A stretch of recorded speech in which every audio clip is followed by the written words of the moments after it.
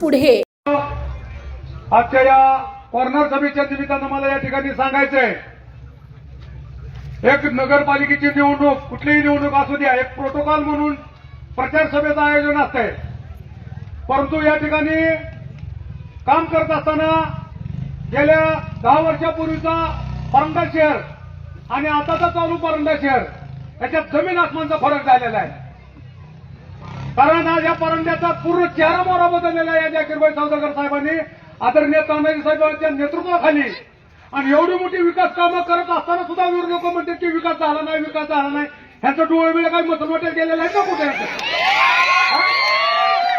आवळा दलित समाजाची स्मशानभूमी या कुरवाडी रोडला जाताना 2 एकराची स्मशानभूमी एवढी मोठीच्या मोठी बनवली. यांची काही मडी नेऊन जायचं का तिथे? दिसत नाही का? ह्या बोत्रा रस्त्याला भीमनगरमध्ये आमच्या डोंगूर होता, तिथं कधीतरी 4-5 वर्षाचा उंच होऊन ती डोंगूर हवार करून तिथे एवढी मोठी स्मशानभूमी बांधलेली आहे कोट्यवधी रुपयाची. ती विकास दिसत नाही का यांना? फक्त विनाकारण ह्याला एक राजकीय द्वेषापोटी जळजळ ह्याच्या पोटात उठलेले आहे. आज परंडा शहर ही कुठं बसलेला आहे? तो हे तुला होतं काही? ह्याच्या अगोदर आम्ही नगरसेवक होतो. चिखलानी तर चिखला होता का जायला येत नव्हतं. एवढा मोठा विकास झालेला आहे. आज परंडा शहरात आता तंदूंनी सांगितलं की तुमच्या वर्धामध्ये 200-250 घरकुलं दिलेत. अरे परंडा शहरात 2000च्या वर घरकुलं झालेले आहेत नगरपालिकेच्या माध्यमातून. मग काय रमा या योजनेच्या माध्यमातून झाले असेल, काय प्रधानमंत्री आवास योजनेच्या माध्यमातून झाले असेल. आणि पुण्याचाही त्या ठिकाणी एक रुपयाचा सुद्धा बिल अडकलेलं नाही. इतकी मोठी विकास कामं केली. त्या परंडा शहरात जर माणूस घुसायला लागलं तर त्या येणाऱ्या पाहुण्याला वाटतं की परंडा आहे का कुठं शहर आहे नवीन. ना त्याच्या गारभावनीपासून जर इकडे चौकात पोलीस स्टेशनपाशी यायचं म्हणलं तर दिवसा माणसं येत होती. लाईटीचा पता नव्हता तिथं. चारही बाजूनी लाईटीचा खांब लावलेला आहे. तिकडे तिकडे लाईटीचा उजेड दिसतोय. फक्त एकच झालेला आहे की ह्यांना दहशत निर्माण झालेली आहे की मताची. आता ही निवडणूक जनतेने हातात घेतलेली आहे. उमेदवार तर निवडून आल्यातच जमा झालेले आहेत, परंतु जनतेलाच वाटायला आहे की आता ही 17 झेंडा 18 लाकडं झालेले आहेत. आणि काल सांगितलं अध्यक्ष साहेबांनी की प्रत्येक जण एकच मत मागायला लागलेला आहे. कारण त्यांना कळून चुकलंय की आपलं आता काही खरं नाही. मग कुणी भावनात्मक वाक्यता करायला लागलेले आहेत, कुणी पाहुण्याची आरी चाललेले आहेत. अहो मग ह्यांच्या जर एवढी धमक जर होती तर फाईट टू फाईटच करायला पाहिजे होती ना यांनी. म्हणजे ह्यांची ताकद कळाली असते. आज 4-5 जण जरी एकत्रित झाले फक्त एकट्या माणसाला बघून. आणि जाता जाता 2च मिनिटं बोलतो.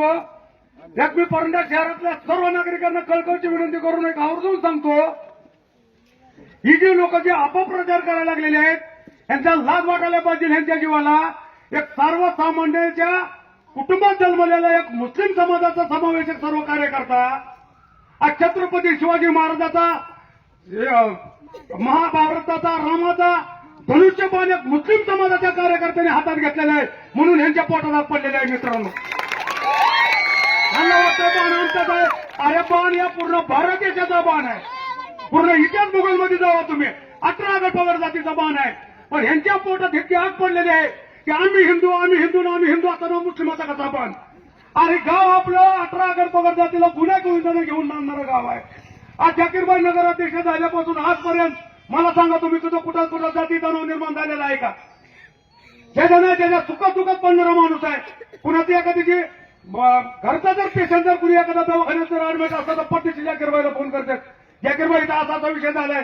कुणाचं लग्न असू द्या, कुणाचं कार्य असू द्या, कुणाचं दुखणं असू द्या, कुणाचा एखादा दारू पिऊन मरायला लागला तरी जाकीरबाईला फोन करतात की जाकीरबाई मरायला लागल्याला घेऊन चालतात. म्हणजे इतकं मोठं त्याचा विषय करतात. एखाद्याची मूठमाती करायची असेल तर खर्चाला सुद्धा पैसे मागायला जाकीरबाई करतात. त्याचा मी स्वतः साक्षीदार आहे. कवापर्यंत त्यांनी 100 रुपयाची पावती कधी फाडली का? कुठल्या जयंतीची, कुठल्या दसऱ्याची, खेत्राची कधी दिसतं का कधी कोणाला?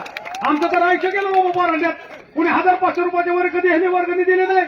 पण ही माणूस तुमच्या समोर बसलेला आहे. लाख 2-2 लाख 3-3 लाख वर्गणी देतो सार्वजनिक कार्यक्रमाला. आणि अशा माणसाला विरोध करणं म्हणजे मूर्खपणाची लक्षणं आहेत. म्हणून या ठिकाणच्या मतदाराला मी आवर्जून सांगतो, काळजी करू नका, घाबरू नका. आपला विजय निश्चित झालेला आहे. आज पूर्ण जनता जाकीरबाईच्या पाठीमागा तानाजी सावंत साहेबांच्या नेतृत्वाखाली, दत्तांनाच्या नेतृत्वाखाली पूर्ण गाव संघटित झालेला आहे. आणि येणाऱ्या 3 तारखेला आपला 100% विजय आहे. म्हणून या ठिकाणी सर्व मतदारांना मी आवर्जून सांगतो, येणाऱ्या 2 तारखेला जिथं जिथं धनुष्यबाणाची मशीन दिसल त्या मशीनवर आपलं चिन्ह दिसल. त्या ठिकाणी 3 बटणं दाबायच्यात. मशीन एकच आहे. वर एक पिवळी चिठ्ठी आहे, मध्ये पांढरी चिठ्ठी आहे, खाली लाल निळी चिठ्ठी आहे. नगराध्यक्षाला 2 उमेदवार आहेत. आपल्या एक प्रतिस्पर्धी जिथं बाणा दिसल तिथं एक वरचं बाणाचं बटन दाबायचं. त्याच्या खाली आले की तिथे एक बाणाचं बटन आणि त्याच्या खाली आले की तिथे एक बाणाचं बटन दाबायचं आणि सगळेजण अशा पद्धतीनं काम करतील. आता कुणी अडणी राहिलेलं नाही, सगळ्याला माहिती आहे बाणाचं बटन कुठं दाबायचं, कसं दाबायचं, काय दाबायचं. मी सर्व कार्यकर्ते या ठिकाणी आहेत. सर्वांना विनंती करतो की 2 तारखेला सर्व परंडा शहरातल्या सर्व मतदार बंधू आणि भगिनीनं 2 तारखेला बाणाचं बटन दाबून परंडा शहरात तर जाकीरबाईला तर लीड भेटणारच आहे. कमीत कमी 5 ते 7 हजारच्या लीडने जाकीरबाई या ठिकाणी निवडून येणार आहेत आणि त्यांच्या सर्व उमेदवार निवडून आल्याशिवाय राहणार नाही. थांबतो. जय भीम, जय महाराष्ट्र. आपल्या परिसरातील बातम्या पाहण्यासाठी चॅनलला सबस्क्राईब करा, व्हिडिओला लाईक करा आणि बेल आयकॉन दाबायला विसरू नका.